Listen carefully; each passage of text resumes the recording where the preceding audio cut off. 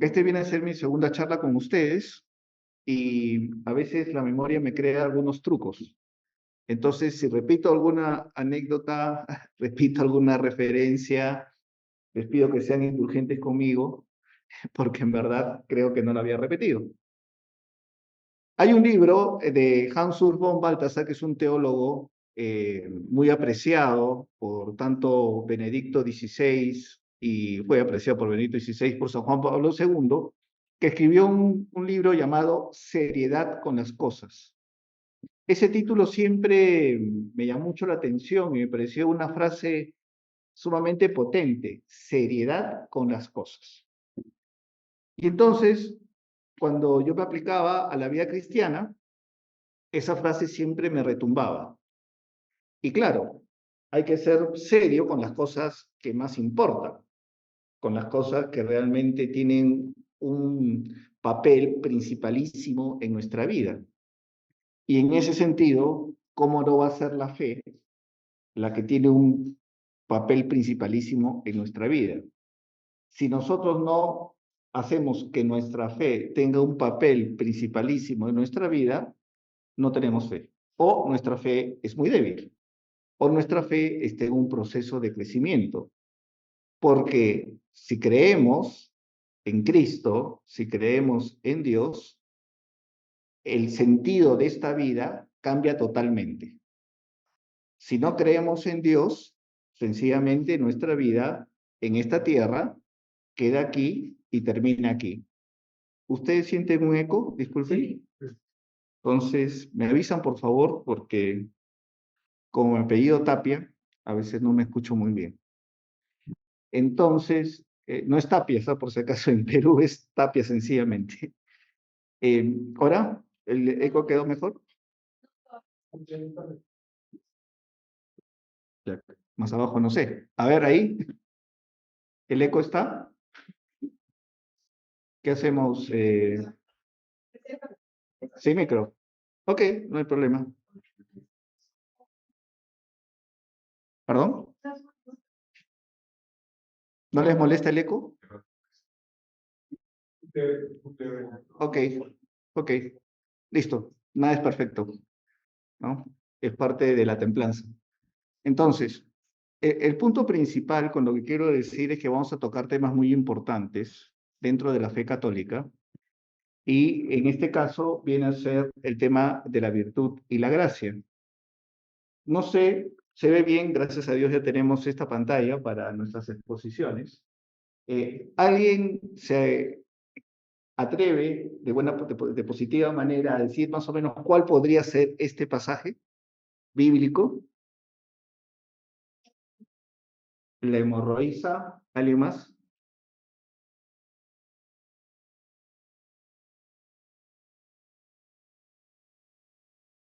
¿Nadie más se atreve? Esta hemorroísa, bueno, el problema es que acá no se ve muy bien, pero tiene barba, entonces es un poco difícil que salga hemorroísa. ¿Alguien más? ¿Ah? El ciego de nacimiento. El ciego de nacimiento, ya. Bueno, es una curación, vamos a dejarlo así. Ok, dejémoslo así, es una curación, ¿no? Donde Jesús se acerca, ¿no? Donde la persona que le pide que se sane.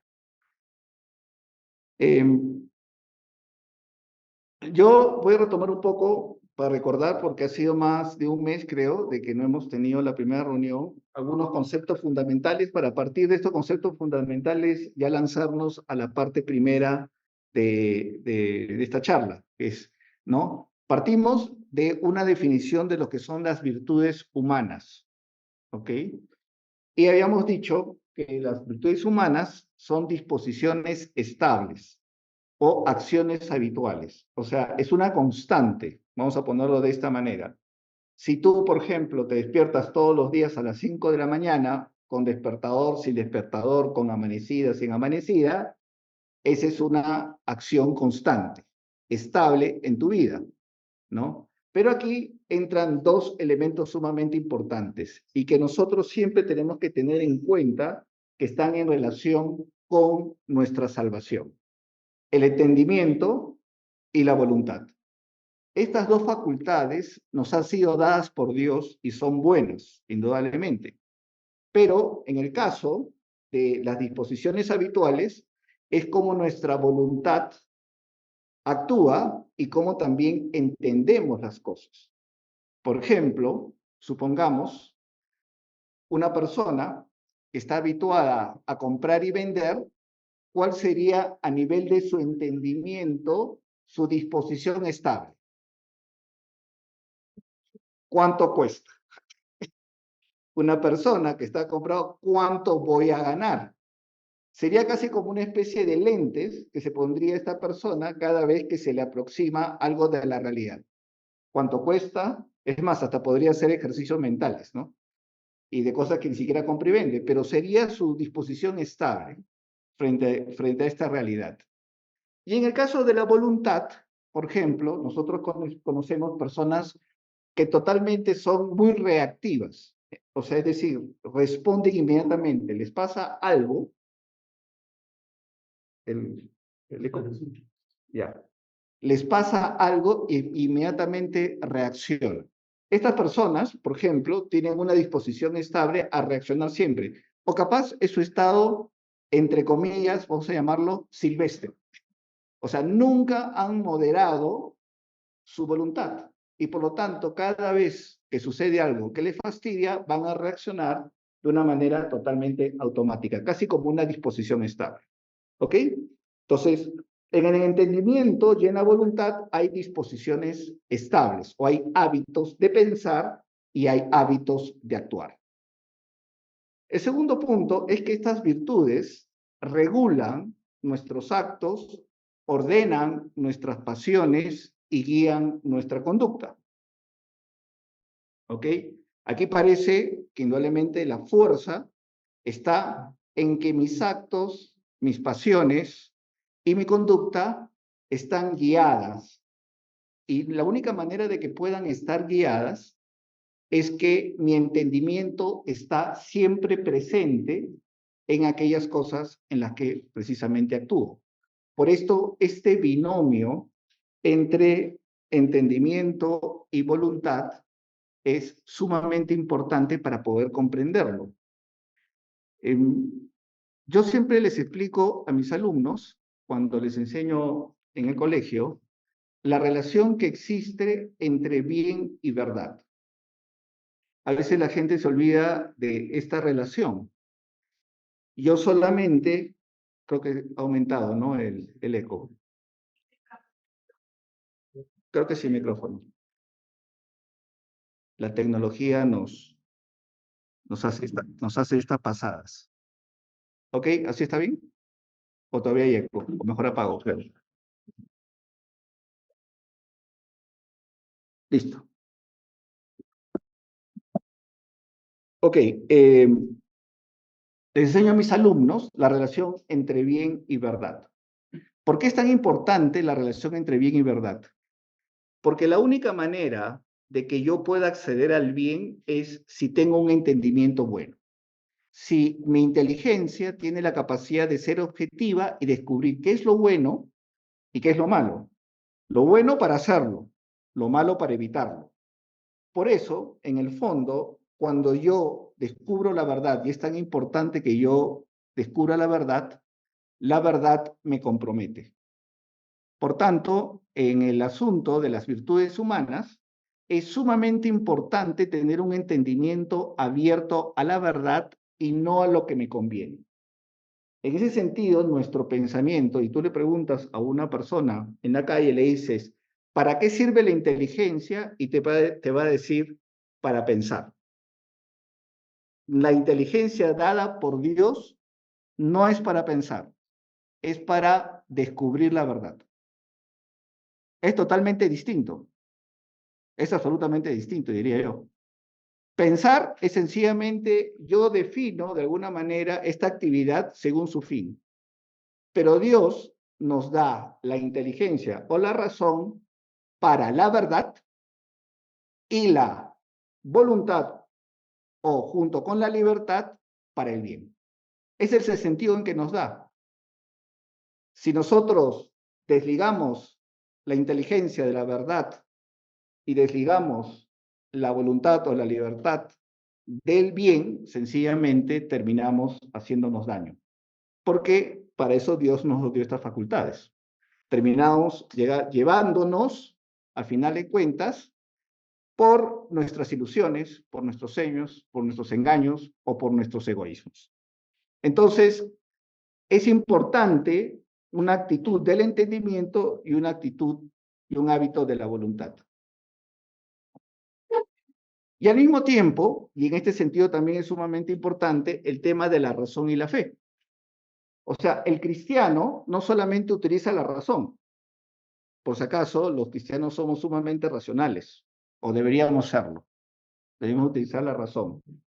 Si ustedes revisan el catecismo de la Iglesia Católica, por ejemplo, ustedes van a descubrir que el cristiano es radicalmente antisupersticioso. Radicalmente. Nada que ver con los horóscopos, nada que ver con las brujerías, nada que ver con la astrología, no con la astrología y con el esoterismo. Entonces, para nosotros, la razón es un don de Dios que nos ha dado para descubrir la verdad y está totalmente integrado con la fe. Una fe sin razón no es católica y una razón sin fe tampoco es católica. En ese sentido, para nosotros, cuando nos aproximamos a la realidad como católicos, es absurdo solamente ver la realidad sin la fe, solamente desde nuestra razón. Entonces, ambas tienen que integrarse. Tanto así que ya los padres de la iglesia decían, creo para entender y entiendo para creer más. Para que vean, digamos, la integración que hay entre fe y razón. Creo para entender más lo que está pasando en la realidad y entiendo, utilizo mi razón para creer más. Y he puesto que muchos de ustedes han tenido esa experiencia, que precisamente cuando se han hecho una pregunta acerca de un pasaje evangélico y la han pensado y han preguntado y han investigado, comienzan a comprender más todos los, podríamos decir, las profundidades del pasaje. La verdad que está un poco más allá de lo evidente. Y por último, aunque hay un elemento más ahí, está dirigido siempre hacia el bien. Las virtudes están dirigidas hacia el bien de todas maneras. No están dirigidas hacia mis fines. O sea, las virtudes no son utilitarias, están dirigidas hacia el bien. Por tanto, en ese sentido, cuando algo está siempre dirigido hacia el bien, termina siempre beneficiándome porque nosotros hemos sido hechos para el bien. Y para el amor, pero el bien es otra manera de ver al amor. Entonces, las virtudes también tienen un elemento de dar lo mejor de sí.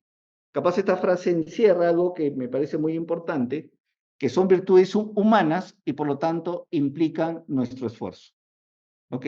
¿Se acuerdan esa frase de San Ignacio? Algunos dicen que es de San Agustín, así que me quedo un poco digamos, en la duda. Reza como si todo dependiera de ti y trabaja como si todo dependiera de Dios. ¿Han escuchado esta frase? Ya, esa es la síntesis. Esa es la síntesis porque implica el esfuerzo humano. El esfuerzo humano. Y en las virtudes humanas hay un esfuerzo humano, que después vamos a ver cómo se integra. Entonces, las 4 virtudes cardinales, y se llaman cardinales, la vamos a ver en la siguiente clase, porque ya voy a entrar de pleno en la siguiente sección con las virtudes cardinales, son la prudencia, la justicia, la fortaleza y la templanza.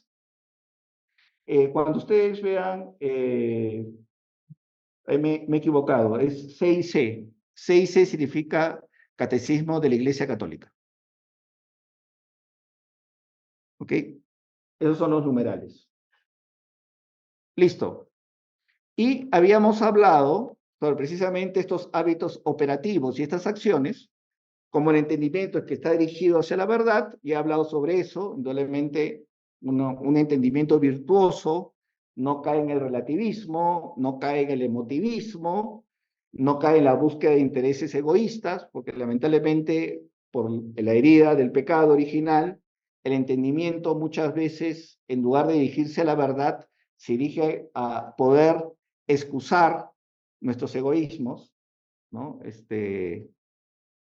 A veces me causa gracia la experiencia que he tenido de joven, cuando, por ejemplo, tenía que estudiar y muchas veces decía que no tenía tiempo para estudiar y de pronto se aparecía algo a lo cual quería ir y precisamente de pronto mi inteligencia, como si le hubieran puesto una droga, comenzaba a maquinar cuáles eran todas las posibilidades que yo tenía para alcanzar lo que yo quería, ¿no? Entonces, cuando la cosa no me gustaba, mis neuronas se ralentizaban, no hay solución, no hay posibilidad. Cuando la cosa me interesaba, de pronto mis neuronas se activaban, buscaban soluciones, se volvían creativas y todo lo demás. ¿Qué significa eso? Que nuestro pensamiento no es ajeno a nuestros intereses egoístas o a nuestras pasiones. Alguien que crea que su inteligencia funciona como una computadora de manera absolutamente fría, lógica, está errado. Somos una unidad y nuestra razón está conectada también a nuestras emociones, pasiones, intereses, historia, etcétera, etcétera. Por lo tanto, es tan importante que nosotros distingamos lo que es propiamente subjetivo de nosotros, de lo que es objetivo, y que no nos desviemos hacia la verdad. Y la voluntad siempre se dirige hacia el bien real, no a lo que me hace sentirme bien, ¿no? Y ese es actualmente, como ustedes saben, el drama de nuestra época, que el sentirse bien es casi prácticamente un dogma de fe, es un dogma, no de fe, un dogma de actuar o de acción, ¿no? Si me siento mal, está mal. Si me siento bien, está bien. Y es totalmente absurdo, porque el sentirme bien, por ejemplo, yo me siento bien porque no soy un masoquista cuando peco. ¿O ustedes creen que cuando se está pecando uno es un masoquista? No. Y cuando renuncia a algo, ¿me siento bien? No necesariamente, me puedo sentir mal, pero eso no significa que lo que estoy haciendo es realmente bueno.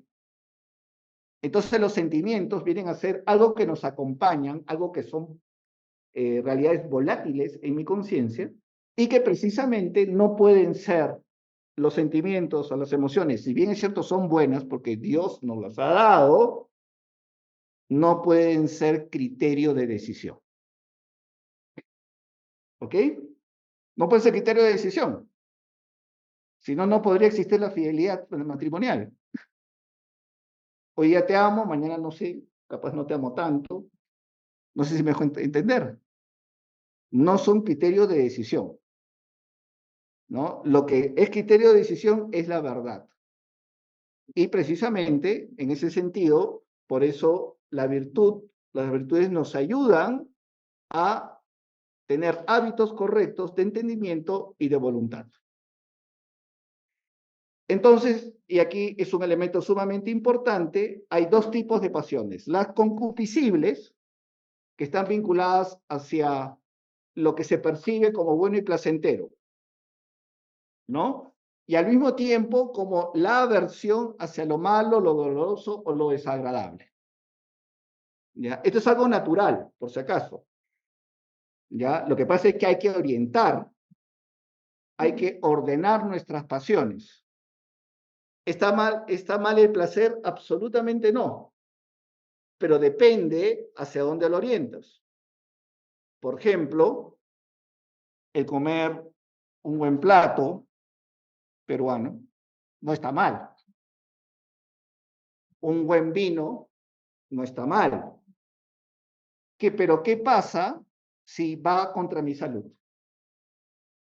Ahí tengo que ordenar el placer y decir, no, este placer no me lo puedo permitir porque va contra mi salud. Soy esposo, soy padre de familia y por lo tanto yo debo cuidarme porque tengo una responsabilidad hacia mis seres queridos. ¿Se dan cuenta? El placer no es malo, depende que hay que orientarlo. ¿El placer sexual es malo? No, Dios lo ha dado, el placer sexual. Pero lo ha dado precisamente dirigido hacia el amor, dentro de una unión conyugal abierta a la vida y con un compromiso hasta que la muerte los separe. ¿Ok? Cuando esta tendencia sexual está mal dirigida, se termina en la infidelidad o se termina en la cerrazón a la vida. Por lo tanto, las pasiones tienen que ser ordenadas. Están ahí dentro de nuestra realidad, pero tienen que ser ordenadas. Entonces, y al mismo tiempo, tienen que evitarse el tema del dolor. O sea, ¿el dolor es malo? Bueno, depende, ¿no? Por ejemplo, nadie es masoquista y nadie debe buscar el dolor por el dolor. Si alguien busca el dolor por el dolor, que vaya a un psicólogo. Pero si tengo, por ejemplo, que hacerme un tratamiento para salvarme la vida o para mantener mis capacidades operativas y va a ser algo doloroso, yo tengo que vencer mi miedo al dolor. Por ejemplo, cuando voy al dentista. ¿Ok? Entonces, el dolor no es criterio tampoco de decisión. El placer tampoco es criterio de decisión, sino que las pasiones tienen que estar orientadas hacia el bien que se busca. ¿Ok? Entonces, el primer grupo de pasiones son las concupiscibles. Estas usualmente están relacionadas con el placer, por lo tanto están relacionadas con la alimentación, están relacionadas con la tendencia sexual y están relacionadas con el descanso. Usualmente esos son los tres elementos a los cuales están relacionadas las pasiones concupiscibles. Y las otras son las irascibles, que son aquellas pasiones que nos llevan adelante para vencer obstáculos en nuestra vida. Capacidad de la voluntad para perseguir objetivos que requieren esfuerzo y superación de obstáculos. Entonces, estas pasiones, indudablemente, son buenas en la medida que se persiguen buenos fines, pero sería malo si se persiguen malos fines. Por ejemplo, yo me esfuerzo para construir, o sea, para conseguir dinero para que mi familia tenga una casa propia, por decir algo, ¿no? Y está muy bien. Y posiblemente es un esfuerzo a largo plazo, capaz 5 años, 10 años, no lo sé, depende de la casa. Pero ¿qué pasa si yo me esfuerzo también para superar una serie de obstáculos para vengarme? Por decir algo, para tomar venganza. También puedo superar una serie de obstáculos, una serie de problemas, ¿no? Es más, hay una serie de películas que se tratan sobre eso, ¿no? Vengador Anónimo, 1, 2, 3, 20, ¿no? Que trata de las personas que vencen una serie de obstáculos para vengarse de los asesinos, etcétera, etcétera. Bueno, nuevamente, las pasiones no son malas ni buenas, sino dependen hacia dónde se dirigen. Y básicamente las virtudes están totalmente relacionadas con estas pasiones porque las virtudes las ordenan las pasiones, las guían. Eso es lo que, digamos, se dice ahí. Muy bien. Hecha esta pequeña retoma de la sesión anterior, ahora vayamos a la parte de esta sesión. ¿Alguien sabe qué es esto? ¿Nadie? Un búho. Ok. Bueno, es alguien también de la familia de los búhos. Es una lechuza. ¿Y saben por qué representa a Atenas, la lechuza? La sabiduría. ¿Y por qué la sabiduría?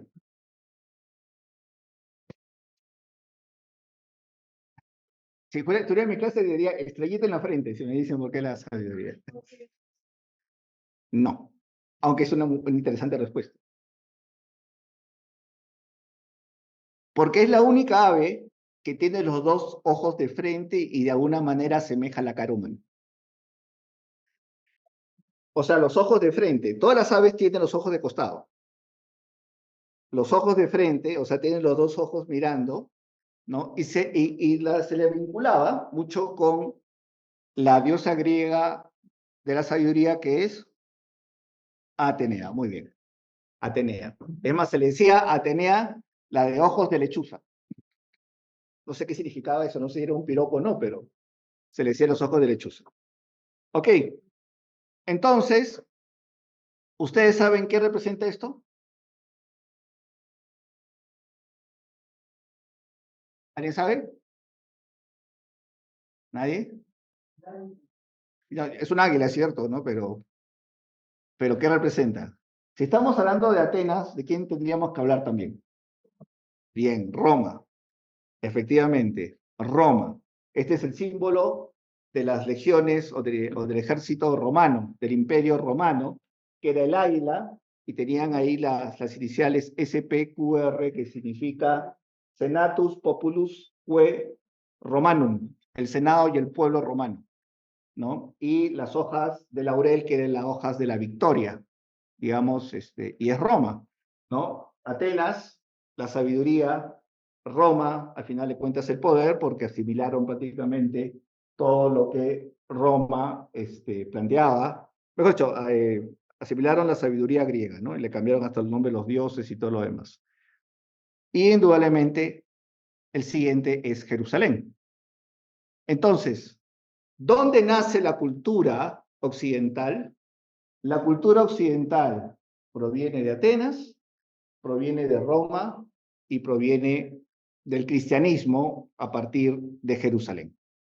O sea, nosotros, y capaz podría ser un elemento adicional, porque en este caso, en esta parte del mundo, en la cultura occidental de América del Sur, podríamos decir que también está nutrida del elemento hispano, ¿no? Pero que mismo España, la misma España, recibe también de Atenas y de Roma y de Jerusalén. Pero nos viene a través de España, que por esas providencias de Dios era católica y esta parte del mundo se hizo católico gracias a España. ¿Por qué vengo a decir todo esto? Porque el tema de la virtud, de alguna manera, atraviesa el tema histórico, pero lo que quiero hacer notar es que cuando al final de cuentas lo asume el cristianismo, le da un carácter totalmente nuevo y lo transforma. Entonces,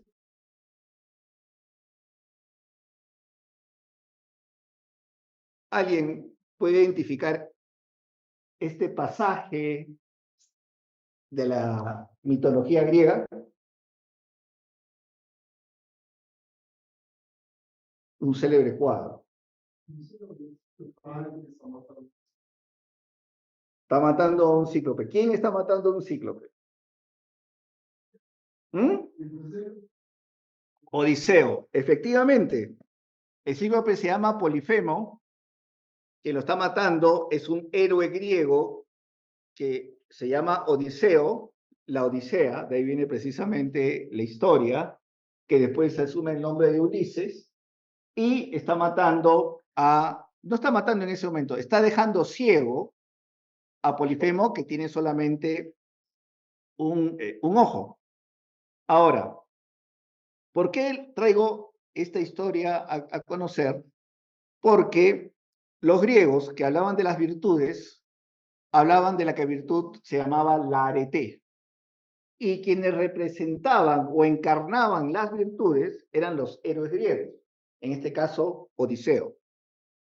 Pero en el sentido de la virtud griega, esto es lo interesante, además de la heroicidad, además de la nobleza, además de la inteligencia, porque de alguna manera lo que la Odisea plantea con respecto a este héroe griego es su astucia, su manera de resolver los problemas, ¿no? Lamentablemente, esa astucia, que estaba totalmente dirigida a conseguir sus objetivos, era que el fin justificaba los medios. Entonces, sencillamente, Odisea no tenía ningún problema de mentir o de hacer lo que sea para conseguir sus fines. Y al mismo tiempo, la infidelidad de su mujer tampoco había ningún problema. ¿Cómo se llama su mujer? Hay una canción, vamos. Penélope. Penélope era, se llama su mujer, la que esperaba y destejía, digamos, ya, ustedes lean después la historia. El asunto es que la visión de las virtudes griegas estaban dirigidas hacia la heroicidad, hacia los fines que se conseguían de la gloria y hacia los fines del Estado. Era sencillamente, en ese sentido, una virtud, o las virtudes se dirigían precisamente solo a esas realidades. Por lo tanto, eran realidades meramente humanas. Los modelos eran solamente humanos. Podía convivir en un héroe griego lo bueno y lo malo. ¿Ok? Entonces, ese era el sentido.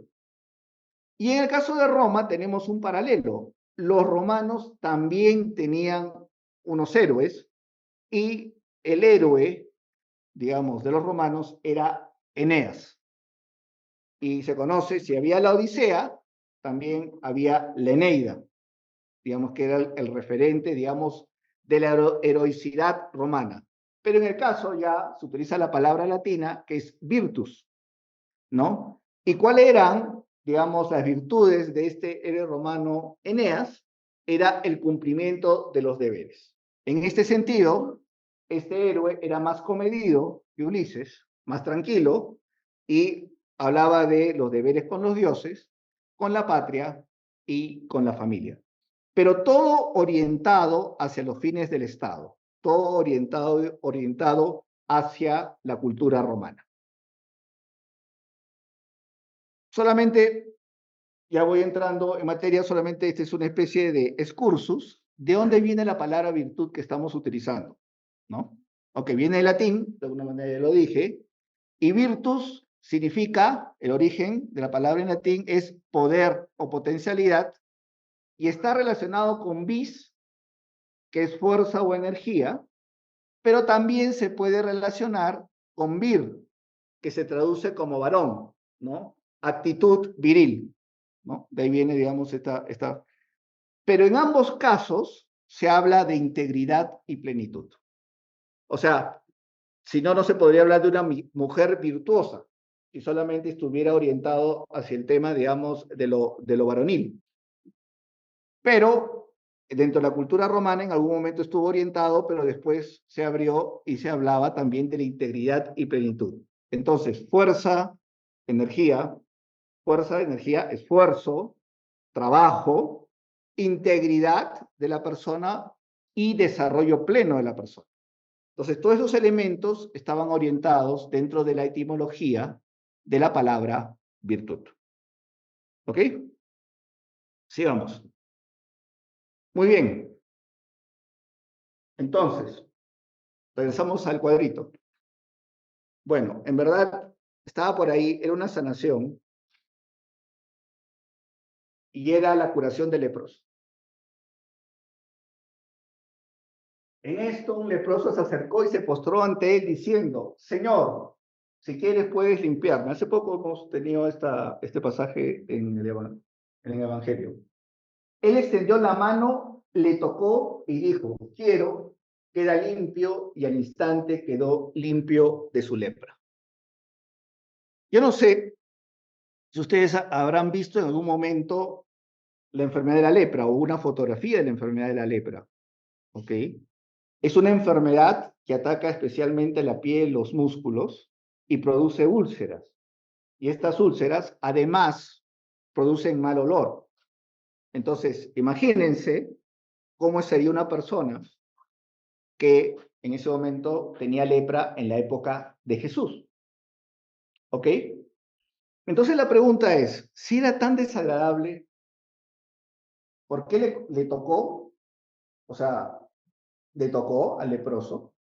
Y al mismo tiempo preguntarnos, una persona totalmente normal, si le hubiera provocado tocar a un leproso. ¿Ok? Entonces, la pregunta que yo les hago es la siguiente. Si yo tuviera que tocar a un leproso, ¿qué virtud tendría que emplear? Porque, a ver, no es agradable, ¿correcto? Pero el Señor me enseña a acercarme a aquel que sufre y Él lo toca. ¿Qué virtud tendría que aplicar? A ver, levanta la mano porque si no, me hablas en cuadrafónico y no. Sí. ¿Ah? Misericordia, sí. ¿Alguna virtud cardinal? A ver, manito. No, es que no es. Ya, pues claro, ya. Templanza. Había la virtud de la templanza, que es precisamente el manejo, ayuda mucho al manejo del placer, la agradabilidad o la desagradabilidad. ¿Ok?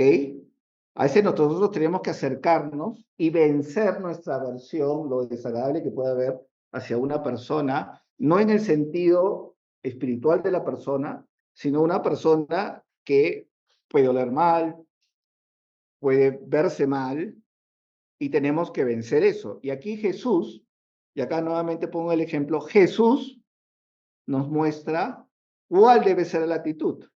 Yo les pregunto, si se le hubiera parecido este leproso a Odiseo o a Eneas, ¿lo hubieran tocado? Pregunto. Y entonces me encontré con este cuadro que me pareció absolutamente maravilloso, donde una madre le enseña a una niña, a su hija, a acercarse a una persona enferma a darle una ayuda. ¿Qué le está enseñando esta madre a su hijo? ¿Por qué de alguna manera? Ella le hubiera podido dar a esta persona. Imagínense los temas de higiene de esa época. ¿Cómo estarían oliendo estas sábanas? ¿Cómo estuviera oliendo esa ropa, digamos, de cama? ¿Cómo hubiera estado la ventilación? Es más, hasta se nota de alguna manera que la ventilación no era buena. ¿Pero qué se está viviendo ahí? Indudablemente se está viendo la caridad, pero para yo poder ejercer la caridad, tengo que vencer aquello que posiblemente me produce algo de aversión. ¿Captan la idea? ¿No? O sea, es la enseñanza que tenemos que darle a nuestros hijos. Esa capacidad de vencer lo desagradable por el bien, lo desagradable por la caridad. Entonces imagínense una sociedad donde el criterio es sencillamente sentirme bien, hacer todo lo que me agrada. Sería olvidarse de este paso, ¿no?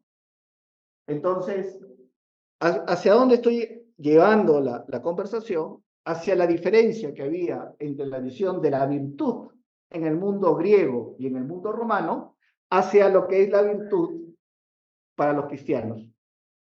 ¿Ok? Esa es la gran diferencia. Igualmente alguien mencionó la misericordia. Odiseo misericordioso, Eneas misericordioso, lo dudo. Y esta foto a mí me impactó mucho, y es una foto de la realidad. ¿Cuántos se acuerdan de esto? ¿No? O sea, a ver, pongámonos en la realidad. Viene este señor, que se llama una enfermedad que se llama neurofibromatosis, muy, muy fuerte, o sea, en su aspecto, y el Papa lo abraza. ¿Tenía necesidad de abrazarlo? Podía haberlo hecho sencillamente ahí, te bendigo, y se acabó, de lejitos, como se dice. Pero esto es precisamente la virtud. Vencer lo que posiblemente nos pueda producir por la caridad. Siempre la virtud está dirigida hacia el bien, hacia el amor. Si no hubiera esta capacidad de manejar nuestras pasiones por la virtud, no habrían estos actos dentro de la fe cristiana. ¿Ok? Sigamos. Y bueno, yo no sé cuántos de ustedes saben de que estoy vinculado a los colegios, creo que la buena cantidad, ¿no? Y hicieron los cristianos de las primeras épocas, de los primeros ciclos, y cristianizaron a la educación. Solamente les doy un ejemplo para que vean cómo se produce este cambio. Si en la educación, qué raro, no sé, vamos a ver. Ok, me fui hasta el otro lado. Ya, ok, lo dejamos ahí. Veamos los fines. ¿Cuál era el fin de la educación griega? La polis, la gloria, el poder. ¿Cuál es el fin de la educación cristiana? El cielo, la santidad. O sea, la educación católica es la formación de los cristianos. la iglesia tiene escuelas católicas no para competir con las escuelas laicas o seculares, sino para formar cristianos, si no, no tendría otro sentido. ¿Ok? ¿Cuál es el modelo de la educación griega? Los héroes griegos. ¿Cuál es el modelo para los cristianos? El Señor Jesús. ¿Cuál es la excelencia en el caso griego? La arete, que es esa virtud. ¿Cuál es la excelencia digamos, en el caso nuestro? La virtud cristiana. ¿Cuál es la fuente de verdad para los griegos? La razón. ¿Cuál es la fuente para los cristianos? La razón y la revelación. O sea, lo que nos revela la fe. ¿Cuáles son los medios para los griegos? Meramente el esfuerzo humano. ¿Cuál es para los católicos? El esfuerzo y la gracia. Y esta es la parte más importante, la gracia. Y ahí vamos a entrar. Por lo tanto, hay un cambio en la visión del hombre, en la visión de la realidad, en la visión de la verdad y en la visión de Dios. Sigamos. Ahora vamos a ir entrando en el tema de la gracia, y esto es sumamente interesante. Cuando dice 1997 o aparezcan números, por si acaso son los números del Catecismo de la Iglesia Católica. ¿Ok? Muy bien. La gracia, miren lo que dice esto, ¿no? La gracia es una participación en la vida de Dios. O sea, saboreen la dimensión de esta afirmación. Participar de la vida de Dios.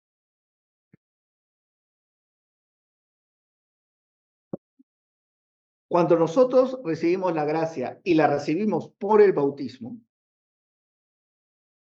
Dios nos hace participar de su vida. Y por lo tanto, comenzamos a tener las relaciones con la Santísima Trinidad. Esto puede parecer muy teológico, ¿ya? Pero a veces creo que los católicos tenemos la manía de patear el tablero cuando no entendemos algo en lugar de profundizarlo. ¿Me entienden el término patear el tablero? Patear el tablero es, ya, es demasiado complicado, ahí, ya, pateó el tablero, ¿no? Pero tenemos que comprenderlo porque esta es una verdad de fe. O sea, sobre esto se basa nuestra fe. Entonces, por el bautismo, el cristiano participa de la gracia de Cristo. O sea, cuando somos bautizados por primera vez, la gracia de Cristo entra en nosotros. O sea, nos convertimos en parte de su iglesia. O sea, lo primero que tenemos que decir, nos vinculamos a Cristo. Cuando nos bautizaron, nuestros padres nos vincularon con Cristo, con la gracia de Cristo. Lo segundo, nos convertimos en hijos de Dios Padre. Por Cristo, indudablemente. Entonces nos convertimos en hijos. Y lo tercero, recibimos al Espíritu Santo. O sea que entramos en la vida de la Santísima Trinidad. En nosotros se produce de alguna manera la vida de la Santísima Trinidad. Participamos de la gracia de Cristo, nos convertimos en hijos del Padre y recibimos el Espíritu Santo. ¿Ok? Ahora, indudablemente, si uno no experimenta esto, le parece chino o alemán, como ustedes, digamos, quieran. Pero le va a parecer chino o alemán. Entonces, es difícil transmitir lo que estoy queriendo decir con estas palabras, estas pálidas palabras de una realidad que me excede completamente, que nos excede completamente. Es como explicarle a un ciego cómo es un ciego de nacimiento, cómo es el color azul. Traten de imaginar cómo se le explica a un ciego de nacimiento cómo es el color azul. Entonces, experimentar la gracia de Cristo en tu vida, experimentar que recibes el Espíritu Santo, si no lo has experimentado, es un poco difícil, ¿no? Que se te mete una paloma en el corazón, ¿cómo es el asunto? ¿No? Entonces tienes que tener esta experiencia espiritual para entenderlo. Pero si has tenido esta experiencia espiritual, puedes entender cómo se produce ¿O qué se está produciendo y qué produce la gracia en ti? Ahora, como ustedes saben, calculo, saben que la palabra gracia significa don, ¿no? Y de ahí viene la palabra gratis, por si acaso. O sea, que no nos cuesta, es un don que se nos ha dado por Dios. Y lo primero que nos da la gracia es que da a la gracia santificante, que hace lo siguiente, nos da las virtudes teologales. O sea, por la gracia del bautismo somos ya capaces de recibir el don de la fe, el don de la esperanza y el don de la caridad. Miren el regalazo. El don de la fe, el don de la esperanza y el don de la caridad. Se nos concede también el poder vivir y obrar bajo el Espíritu Santo. De tal manera que si estamos abiertos al Espíritu Santo, de alguna manera podemos colegir por dónde quiere Dios que actuemos. A veces tú dices, siento que por acá Dios me está pidiendo que haga algo. Ya pues, ese es el Espíritu Santo. Pero lo has recibido por el bautismo. Y si rezas más y si te abres más a la gracia, el Espíritu Santo indudablemente va a poder darte sus mociones de manera más continua o de manera más intensa. Y por último, le permite crecer en el bien, y acá está la conexión, mediante las virtudes morales. ¿Ok? Y acá se produce un cambio absoluto, y creo que lo voy a ver en dos siguientes, que es muy importante. Voy a pasar lo que dice aquí. Así, todo el organismo de la vida sobrenatural del cristiano tiene su raíz en el santo bautismo. Como nosotros somos una unidad, este es un elemento importantísimo para que tú te comprendas y como yo me comprendo, nosotros somos una unidad. Cuando tú dices yo soy persona humana, en el fondo estás diciendo soy una unidad. ¿Ok? ¿Por qué es tan importante el tema de la unidad? Porque nos permite comprender que no somos compartimentos aislados. Por ejemplo, ¿se acuerdan que yo les dije que la persona que cree que su entendimiento funciona en una caja vacía totalmente alejada de sus pasiones está totalmente errada? ¿De qué estoy hablando? De que somos una unidad, en el fondo. Que las pasiones están conectadas también a nuestra razón. Y normalmente la razón tiene que estar advertida, pero están conectadas. Entonces, las virtudes teologales, la gracia y las virtudes morales están conectadas. Porque somos una unidad. No es que de pronto, acá están las virtudes teologales en esta caja están las virtudes morales o humanas, y en esta caja está la gracia. No, todo está conectado. Y acá es donde espero poder explicarle bien cómo está todo conectado. ¿Ok? La gracia santificante, voy a decir solamente algunos elementos importantes, es un don gratuito de Dios y la gracia santificante nos sana del pecado y nos santifica. ¿Ok? Es la que recibimos por medio del bautismo. ¿Qué más? La gracia santificante es un don habitual, una disposición estable y sobrenatural que perfecciona al alma para hacerla capaz de vivir con Dios y de obrar por su amor. Ya. Esto puede parecer muy complicado, ¿ok? Entonces voy a usar la manera violenta. Cuando pecamos mortalmente perdemos esto. Pongamos por la vía negativa. Cuando perdemos la gracia santificante, perdemos la disposición estable y sobrenatural que perfecciona el alma, que nos hace capaz de vivir con Dios. Perdemos la capacidad de obrar por su amor. Entonces, lo que quiero decir en otras palabras, es lo importante de estar en gracia. Hay personas que no están en gracia y es algo así como dicen, bueno, tipo caries, ¿no? Voy de acá 3 meses mientras me duele, hasta que no me duele no voy al dentista. Imagínense una persona que la gracia santificante se pierde por el pecado mortal, por si acaso, que está creyendo que la gracia no actúa realmente en su vida. Entonces, claro, es algo así, bueno, pues, o sea, en otras palabras, Me confieso para poder comulgar, pero no me doy cuenta del peligro que estoy por haber perdido la gracia santificante. Para que vean el trastocamiento. O sea, ¿por qué te confieses que quiero comulgar? No, está muy bien, o sea, la Eucaristía, por supuesto, tiene, o sea, recibir al cuerpo de Cristo, ¿qué mayor regalo podemos tener?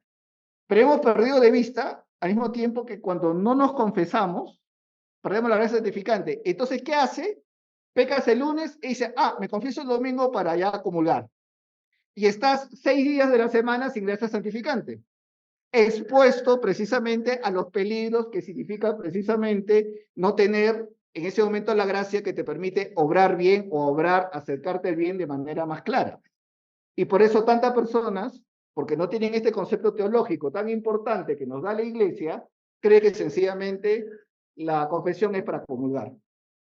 Y que yo puedo esperar comulgar. Y lo que sucede en la realidad es que cuando una persona está en pecado mortal y no se confiesa o busca confesarse inmediatamente, se ve más expuesta a pecar y a seguir pecando y alejarse más de Dios. ¿Queda claro? ¿Queda clara la idea? Entonces, imagínense lo importante que entender lo que es la gracia santificante. Al mismo tiempo, a veces no experimentamos la gracia tal cual en nuestra vida, pero si nos confesamos la tenemos. A veces, a mí me ha sucedido que una persona se me ha acercado y me dice, oye Andrés, me he confesado, pero no me he sentido perdonado. ¿Has escuchado eso? Eso que sí. Me he confesado con el Padre y me he confesado. Pero tú realmente te has arrepentido de tus pecados. Sí, Andrés, o sea, me he confesado de mis pecados. Está bien. No necesariamente tienes que sentir lo espiritual. Lo importante es que has hecho lo que Cristo te ha pedido de ante un sacerdote suyo, poder confesarte. Y a veces nosotros no podemos guiarnos precisamente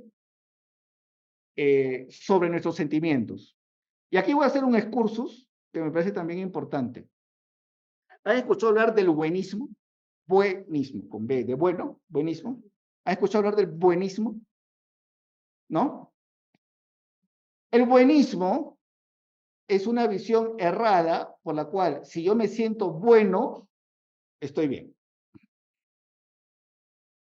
Pregunta, ¿bastaría sentirme bueno para estar bien? ¿Para realmente estar bien? Entonces, ¿qué es lo que determina en la vida del cristiano el estar bien? Tu estado de gracia. Tu estado de gracia. Eso es lo que determina, por más que no lo sientas en ese momento. Y a veces el Señor te sorprende porque tú dices, caray, estoy medio, pero estoy haciendo esto, y a veces el Señor te sorprende con un chorro de gracia que te sientes, digamos, tocando el séptimo cielo. Pero lo importante es que nuestra fe, y esto es algo sumamente importante, no depende de nosotros mismos, sino depende del seguimiento de Cristo. Esto es sumamente importante. Nuestra fe no depende de meramente cómo nos sentimos o de lo que creemos, en el sentido de, bueno, yo creo estas cosas, sino de nuestro seguimiento a Cristo. Y por último, nuevamente todo es del Catecismo de la Iglesia Católica, son los numerales. El pecado mortal es una posibilidad radical de la libertad humana, como lo es también el amor. Entraña la pérdida de la caridad y la privación de la gracia santificante, es decir, el estado de gracia. O sea, en otras palabras, cuando tú no tienes gracia santificante, estás en peligro. Y podríamos decirlo totalmente al revés. Y nuevamente, acuérdense esta frase del libro de este teólogo alemán, seriedad con las cosas. Si yo realmente creo, tengo que llevar mi creencia hacia las consecuencias. Entonces, si yo no estoy en gracia, estoy en peligro. Pero al mismo tiempo, si he pecado mortalmente, ¿qué facultades pueden estar desordenadas en mí? Pregunta a ustedes. Si yo he pecado mortalmente, ¿qué facultades he podido afectar en mi persona? A ver, la voluntad y la inteligencia. Efectivamente, la voluntad y la inteligencia. Porque a veces creemos que el pecado es algo externo a mí y no me afecta interiormente. Pero el pecado afecta mi inteligencia. De alguna manera, les hago una pregunta. Cuando he pecado, de alguna manera, mi inteligencia ya me ha fallado, ya la he vulnerado. Por supuesto, cuando he pecado de alguna manera, o sea, cuando he pecado, de alguna manera mi inteligencia ha tenido que decir, no hay problema, Andrés, o no hay problema, Carlos, no hay problema, Arturo, no hay problema, Ana, Susana, lo que sea. De alguna manera ha tenido que decir eso, ¿ok? Cuando he pecado, mi voluntad, de alguna manera no ha sido también vulnerada, en lugar de dirigirse hacia el bien, ha dicho, ya, hay que ser superhumano para no pecar. Además, todo el mundo lo hace. ¿Se dan cuenta cómo de alguna manera? Entonces yo, si tomo seriedad con las cosas, imagínate que tienes que tener una conversación muy importante con tu pareja.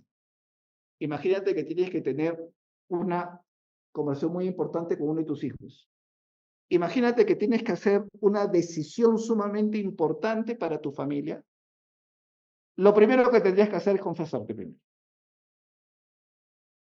Para que tu inteligencia realmente funcione, tu voluntad, en lugar a veces de esquivar decisiones, afrontes las decisiones y en lugar de ponerte a ti en primer lugar, pongas a tus seres queridos en primer lugar. Fíjense todos los elementos que entran en una decisión.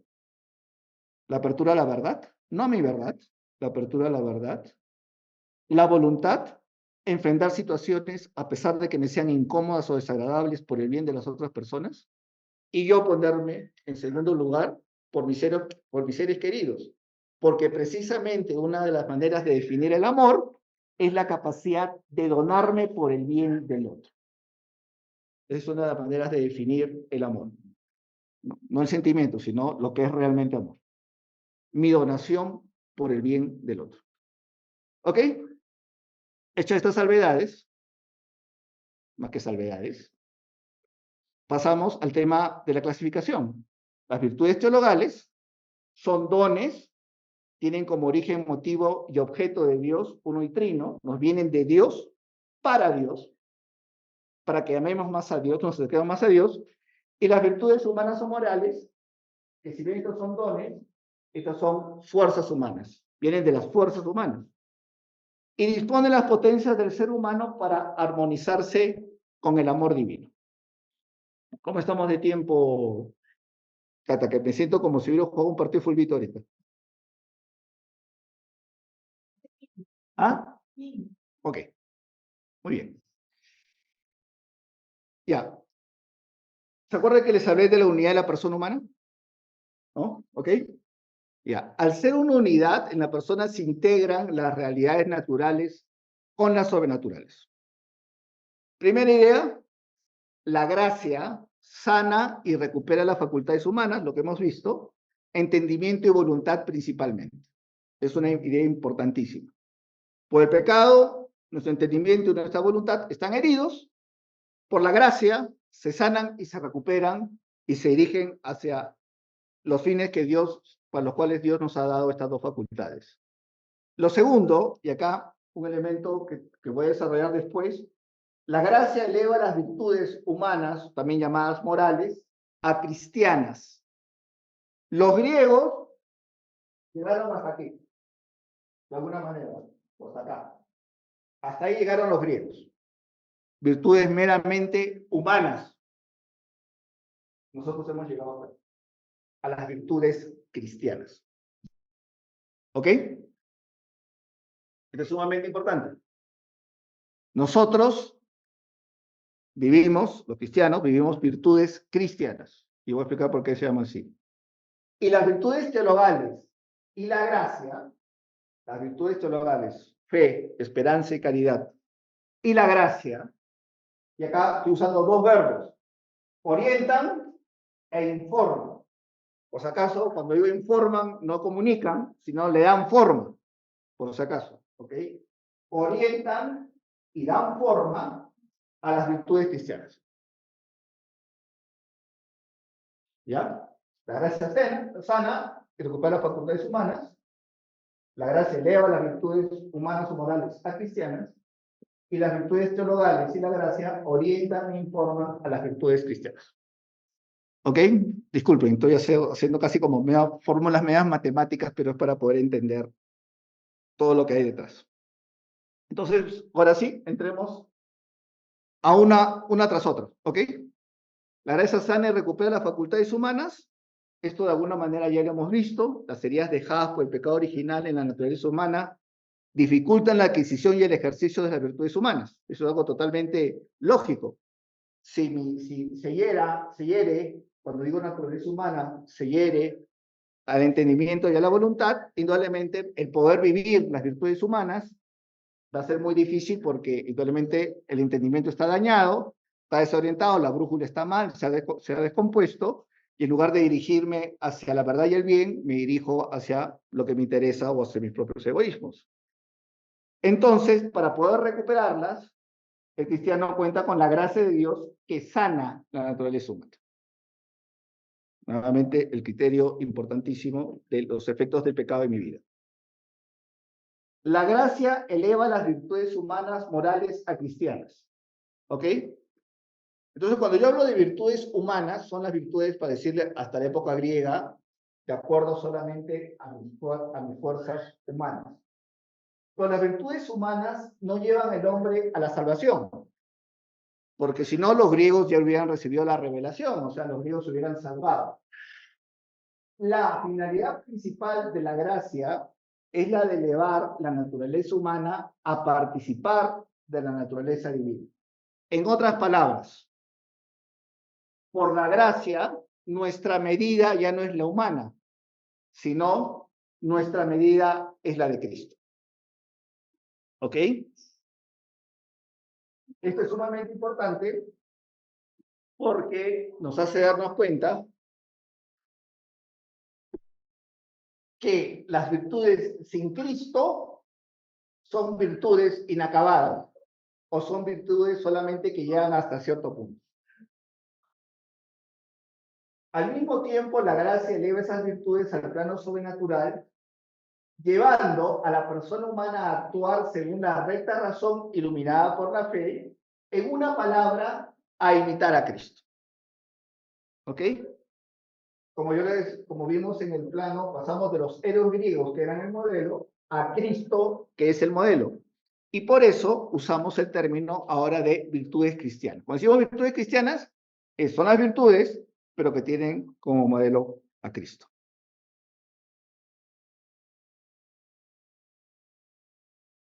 Las virtudes teologales y la gracia orientan a las virtudes cristianas. ¿Se acuerdan que habíamos dicho orientan y forman, ¿no es cierto? Entonces orientan.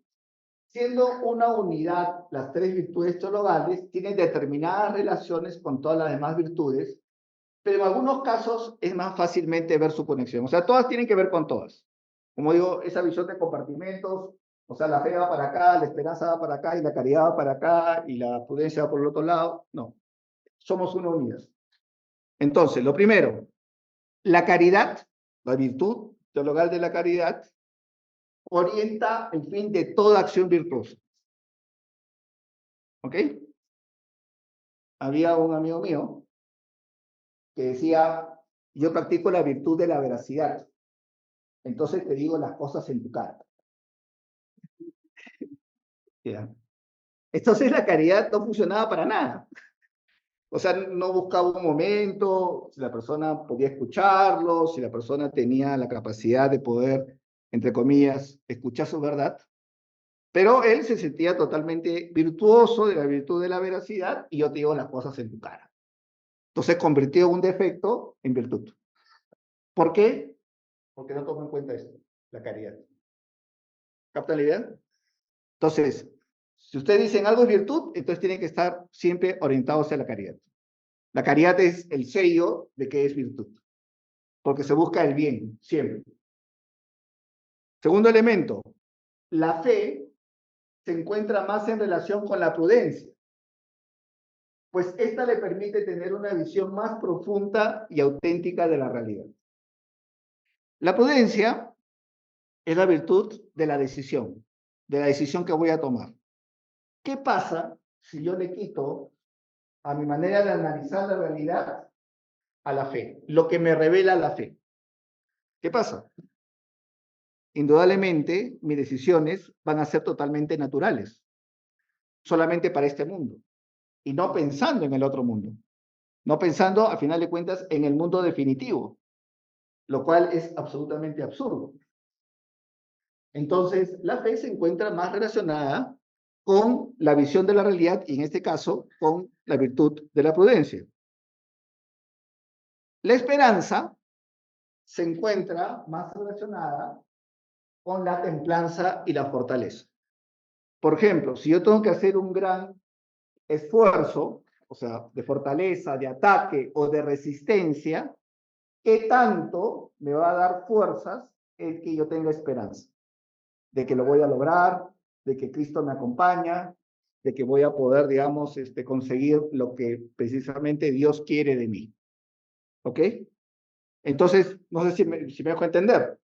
Las virtudes teologales orientan y orientan y de alguna manera fortalecen a las virtudes cristianas. ¿Ok?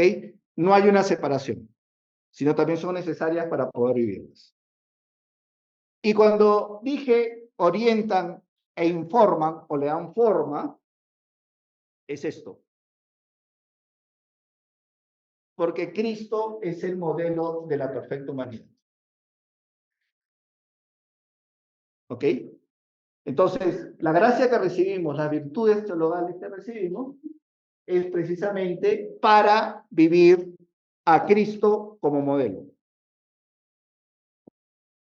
Y aquí voy a hacer... La esperanza está vinculada a la fortaleza y la templanza. Más, o sea, están vinculadas más. No es que no estén vinculadas a las otras, sino están vinculadas.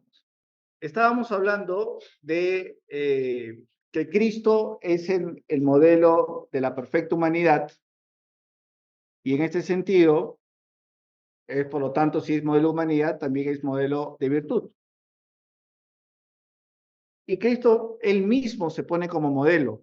No es que estemos inventando o estemos diciendo, como Él es Cristo, tenemos que seguirlo a Él y es una invención de la iglesia. Y es especialmente importante porque muchas veces creemos que Cristo nos pide cosas imposibles. Y entonces encontramos en Juan 13:35 que como yo os he amado, así os améis, que como yo os he amado, así os améis también vosotros los unos a los otros. ¿Por qué me preguntas, cuando tiene la conversación con el joven rico, por qué me preguntas acerca de lo bueno? Uno solo es el bueno. Si quieres ser perfecto, anda, vende lo que tienes y dáselo a los pobres. Luego ven y sígueme.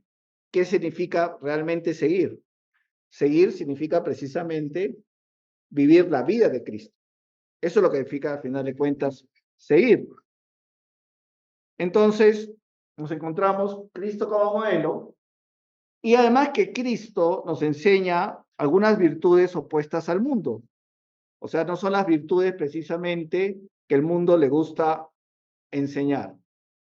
Tomad sobre vosotros mi yugo y aprended de mí, que soy manso y humilde de corazón. Mateo 11:29. Dos virtudes que son absolutamente denigradas en el mundo de hoy. Ser manso, dicen ellos, ya saben lo que dicen a los que son mansos. Y ser humilde es visto como una minusvaloración personal, cuando sencillamente el mismo Cristo le da un carácter de virtud. También menciona cuando él entra a Jerusalén, ¿no? Lo que se cita, de cita la hija de Sión, o sea, en el Domingo de Ramos, he aquí que tu rey viene a ti manso y montado en un asno. O si no, cuando le habla a los fariseos y les habla de misericordia. Pero fíjense que habla de la justicia y la misericordia, las dos juntas. Esto está en Mateo 23:23. O la virtud del perdón. Padre, perdónales porque no saben lo que hacen. mansedumbre, humildad, misericordia, perdón. La tenían Odiseo, la tenía Eneas, o precisamente Cristo nos muestra cuáles son aquellas virtudes que por nuestra propia razón no alcanzamos. Y precisamente por la revelación, Él nos muestra qué es lo que tenemos que vivir.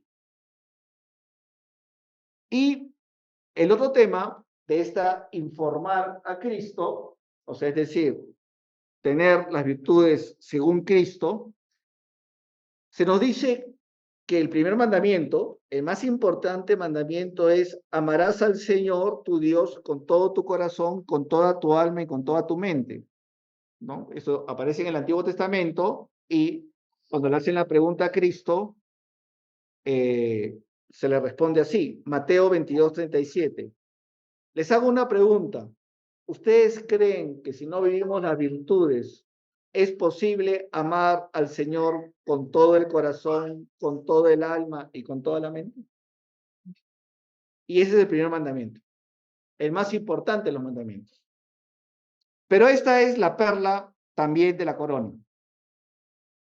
Lo que aparece en 1 Corintios 22:23. Así, mientras los judíos piden señales y los griegos buscan sabiduría, nosotros predicamos a un Cristo crucificado, escándalo para los judíos y necedad para los gentiles. ¿Qué nos está diciendo esto?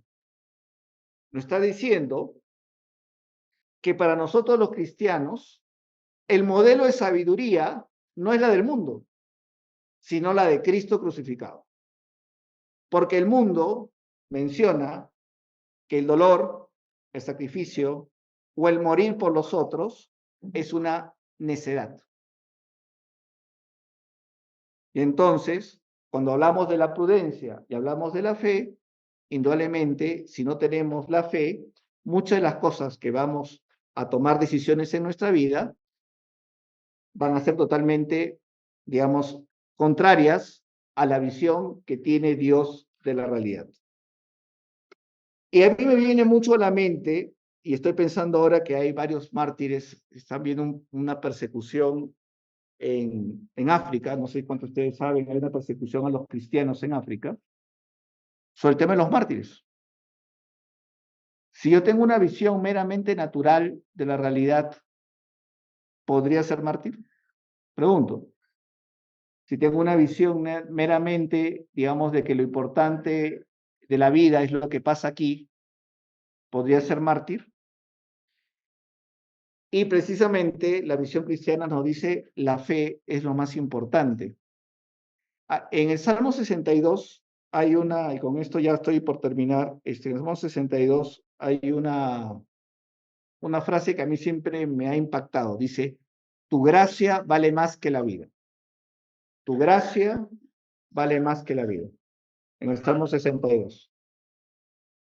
¿Qué significa eso? Significa que la vida en Cristo vale más que la vida. Porque esa es la gracia.